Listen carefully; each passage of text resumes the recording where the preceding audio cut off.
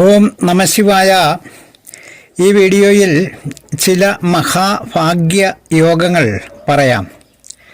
ജനന സമയത്ത് സൂര്യനും ചന്ദ്രനും ഓജ രാശികളിൽ, അതായത് മേടം, മിഥുനം, ചിങ്ങം, തുലാം, ധനു, കുംഭം എന്നീ രാശികളിൽ നിൽക്കുക.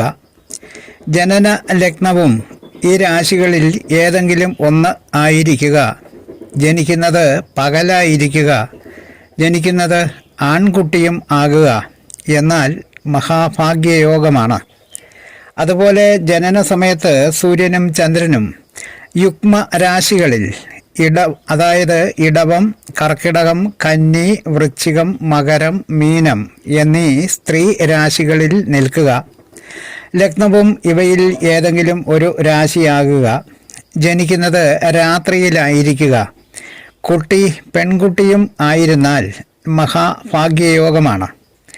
ഈ യോഗത്തിൽ ജനിക്കുന്ന സ്ത്രീ പുരുഷന്മാർ എല്ലാവർക്കും ഇഷ്ടപ്പെട്ടവനായിരിക്കുകയും എല്ലാവിധ ഐശ്വര്യങ്ങളും ധനങ്ങളും വിഭവങ്ങളോടുകൂടിയും വളരെ വലിയ പ്രസിദ്ധിയുള്ളവരും 80 വയസ്സുവരെ ആയുസ്സുള്ളവരും ആയിരിക്കും.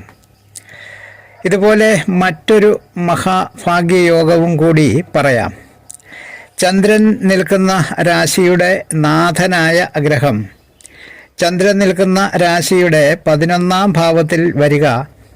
11ാം ഭാവത്തിൻ്റെ അധിപനായ ഗ്രഹം ചന്ദ്രൻ്റെ ഭാഗ്യസ്ഥാനമായ 9ാം ഭാവത്തിൽ വരിക.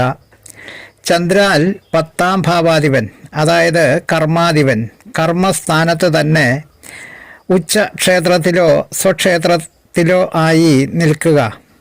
ഈ വിധം ഒരു ജാതകത്തിൽ ഗ്രഹയോഗം ഉണ്ടായാൽ അതും ഒരു മഹാഭാഗ്യ യോഗമാണ്. ഒരു ഉദാഹരണം പറയാം. ചിങ്ങം ലഗ്നമായിരിക്കുക. 2ാം ഭാവത്തിൽ ബുധനും 5ാം ഭാവത്തിൽ ചന്ദ്രനും 3ാം ഭാവത്തിൽ വ്യാഴവും ലഗ്നത്തിൽ ശുക്രനും വന്നാൽ ഈ യോഗം ഉണ്ടാകും. ഫലം പേരിൽ തന്നെ ഉണ്ടല്ലോ.